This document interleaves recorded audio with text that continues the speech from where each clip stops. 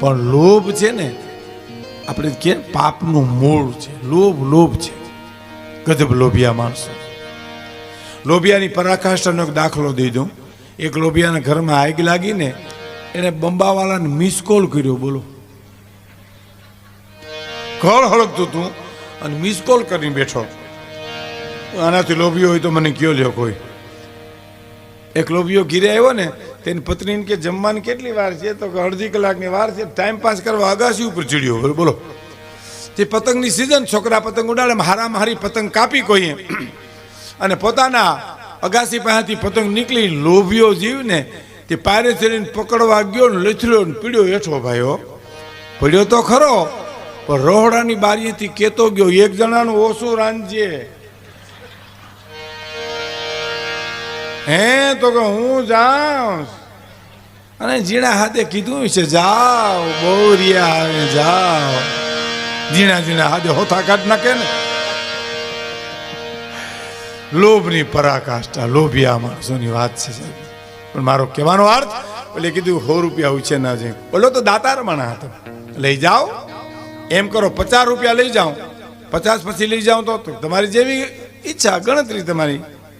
50 રૂપિયા લઈને વયો ગયો. વરદી નો દેવાયો. 1 વર્ષથી પછી ઓલા ગરદની કીધું કે તમે ગઈ સાલ 50 રૂપિયા લઈ ગયા તો દઈ જાઓ. બોલો એમ તો મારા નથી તમારી પાસે 50 રૂપિયા પડ્યા. હું હો લેવા આવ્યો તો ને, 50 રાખી ગયો તો લઈ ગયો તો 50 હામા વળી ગયા. આના ઇતિહાસ રે આવા લોભિયાના. એક જણ જેલમાં કેદીને કાગળ લખ્યો. બોલો કે મેં એવું સાંભળ્યું છે કે જેલમાં ઝીણી કામગીરી કરીને તું કમાશો. હા કમાશો, તમારા લેણાને કરતા રૂપિયા દઈ દે. એટલે જવાબ હામો લખ્યો કે જેલમાં ઉઘરાણીના કાગળ લખવાની હો, બીજા કેદીઓ પાસે મારી આબરૂ હું. એમ જેલમાં પછી આબરૂ હો. એમાં જેલર આવ્યા એને મળવા કે બધાને હગાવાલા મળવા આવે, ટિફિન દેવા આવે, ને તમને કેમ કોઈ મળવા નથી આવતું? હગાવાલા કુટુંબ છે કે બાદરિયું બાલ્યું? બોલો કે ને કુટુંબ તો બહુ મોટું ટાકલા જેવું કુટુંબ છે. એમ તો કેમ કોઈ મળવા આવતું નથી, કોઈ ટિફિન દેવા આવતું નથી?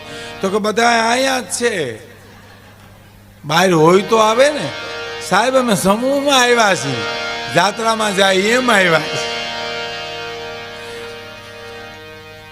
આ સાબરમતી જેલમાં અમારો 18-19 વર્ષ પહેલા પ્રોગ્રામ હતો. પ્રાણભાઈ ને દિવાળીબેન લાખાભાઈ ગયા હતા સદવિચાર પરિવાર તરફથી.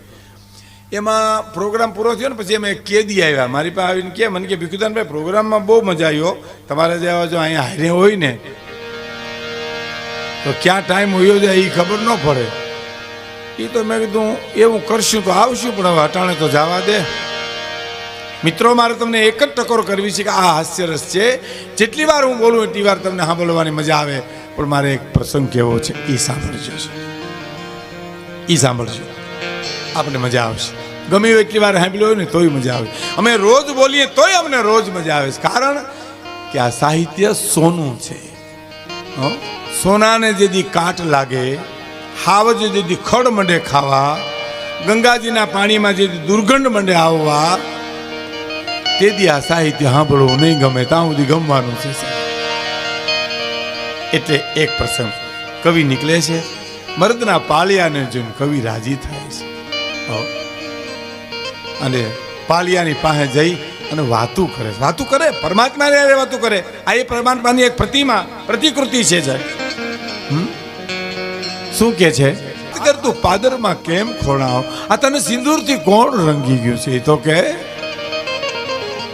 અદ્ભુત કવિતા. શું કે છે ખબર? જવાબ આપે છે પાળિયો, જવાબ આપે છે. કવિના કાન સાંભળે છે. આકાશવાણી કોને કહે આપણે? આકાશવાણી રાજકોટ જેમ કહીએ ને, એ અંદરનો અવાજ છે ને એ વાણી છે. આકાશવાણી સંકેત છે પરમાત્મા. એમ કે આકાશવાણી થઈ. હા, એમ પાળિયાની વાત સાંભળે છે કવિ. પાળિયો શું કે છે?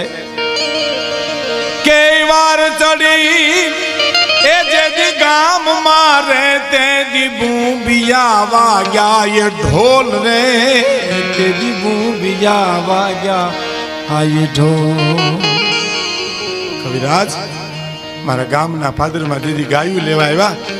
અધર્મીઓ વિધર્મીઓ અને બૂમિયો ઢોલ વાગ્યો અને ઘેરે ઘેરથી જુવાનો નીકળ્યા તો હુંય નીકળ્યો મારી ઉંમર હતી 20-21 વર્ષની કવિરાજ નીકળ્યો પણ નીકળતા પહેલા મારા બાપના પગે પડીને એટલું કીધું પિતાજી હું રણ મેદાન જાઉં છું આશીર્વાદ છે બેટા મારું નામ ઉજળું કરીને આવજે બાપ એને નામ ની પડી હોય મારું ઉજળું કરી આવજે નામ બેટો બાપ તને જો ચીલે ચાલે નહીં તો જનની કામ જણી વરું લાગે વેરલા અને બીજા ઓરડાની માલિપા જઈ અને માને પગે લાગ્યો માએ એટલું કીધું બેટા રણ મેદાન જાઓ છો તો હા મારું ધાવણું ઉજળું કરીને આવજો ઓહો માં તો માં છે સાહેબ માના સંસ્કારની શું વાત કરવી બાને પગે લાગ્યો માએ કીધું માં બસ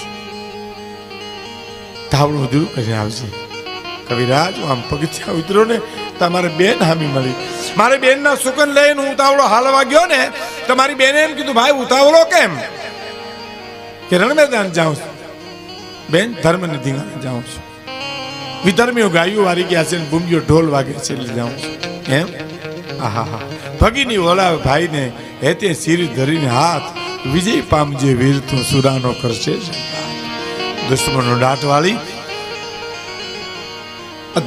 વિધર્મીઓનો નાશ કરી અધર્મનો નાશ કરી અને મારા માંડવામાં જવતુલ હોમવા માટે વહેલો આવજે બા હું તને આશીર્વાદ આપું છું હવે માએ કીધું રાવણ ઉજળું કરી આવજે પિતાએ કીધું નામ ઉજળું કરી આવજે બેને કીધું કે માંડવામાં જવતુલ હોમવા માટે આવજે પણ એની અર્ધાંગના ઓરડો અઢીને બેઠેલી રાજપૂતાણી કે છે કે ઠાકોર રણ મેદાન જાય છે ને બધાએ કહેતા હોય તો મારી એ ફરજ છે હું ચોંદડી ઓઢીને આવી છું અહીંયા એની આમ ઘોડે ચડે પેલા લગામ પકડીને એટલું કીધું રણ મેદાન જાઓ છો ઠાકોર હા એમ એ તો મને ખબર છે રણ મેદાન જાઓ છો કારણ કે મેં સાંભળ્યું દિવાલ આડું હતું પિતાજીને પગે લાગવા ગયા તાર પિતાજી કીધું કે નામ ઉજળું કરીને આવજો તો હા માતાજીને પગે લાગવા ગયા તો માએ કીધું ને કે મારું ધાવણું ઉજળું કરીને આવજો તો હા અને બેનબા હામાં મળ્યા ત્યારે તમે એમ કીધું બેનબાઈ કે મારા માંડવામાં જવતુલ હોમવા માટે વહેલા આવજો બધાએ કીધું તો હા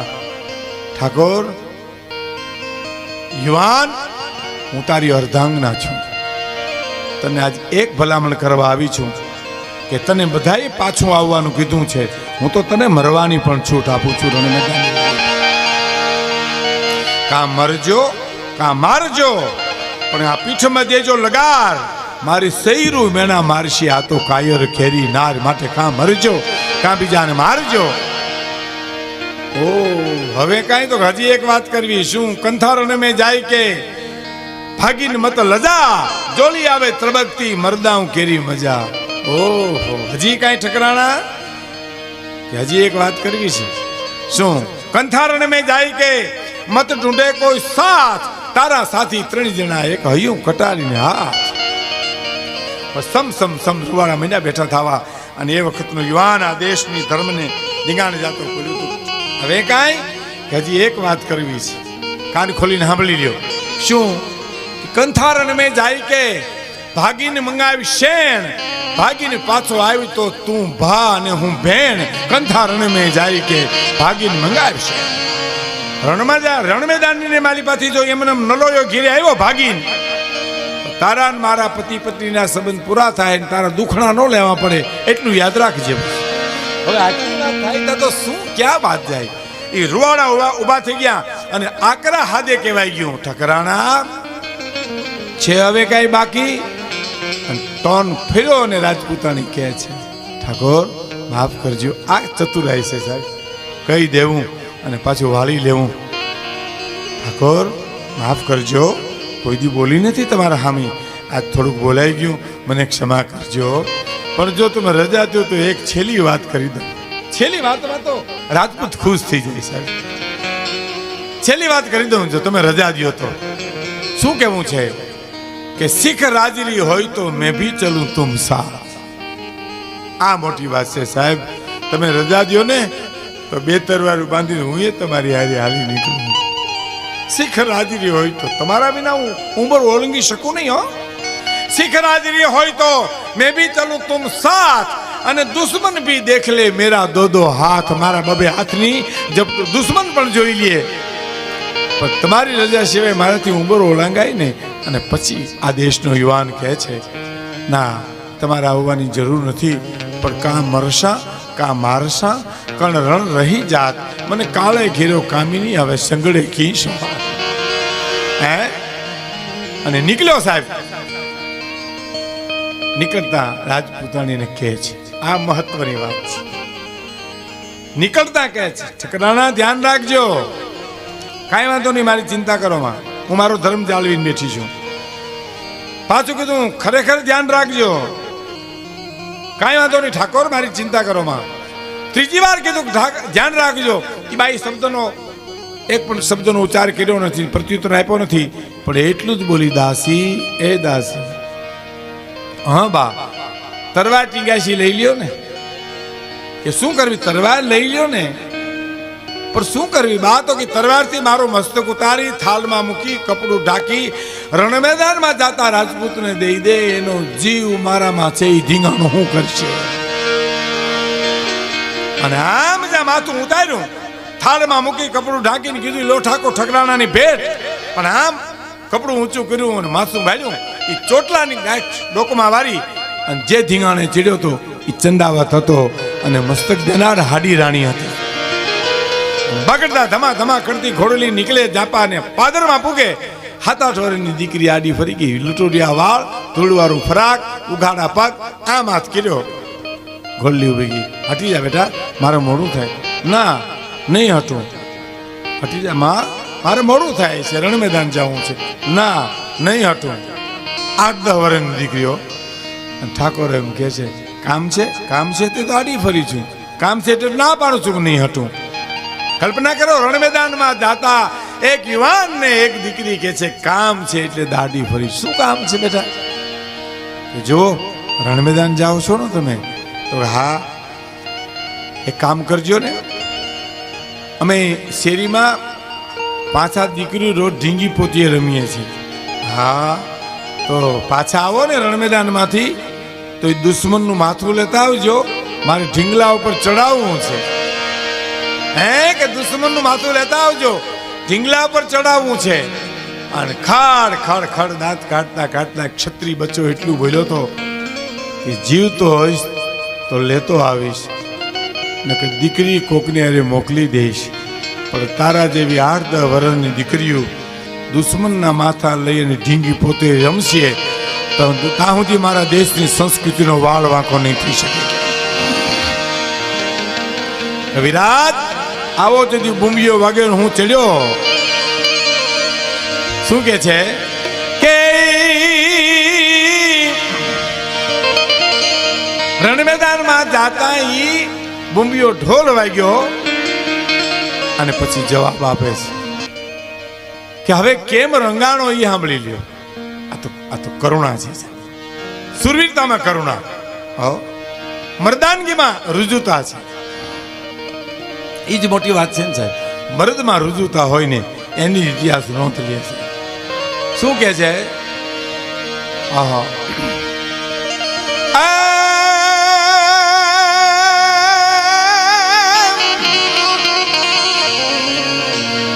કે હવે કવિ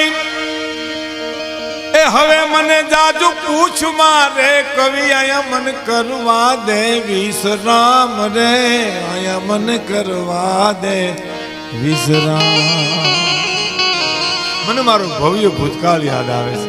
કવિ મને જાજુ પૂછીશ કે હવે જાજુ મને પૂછમાં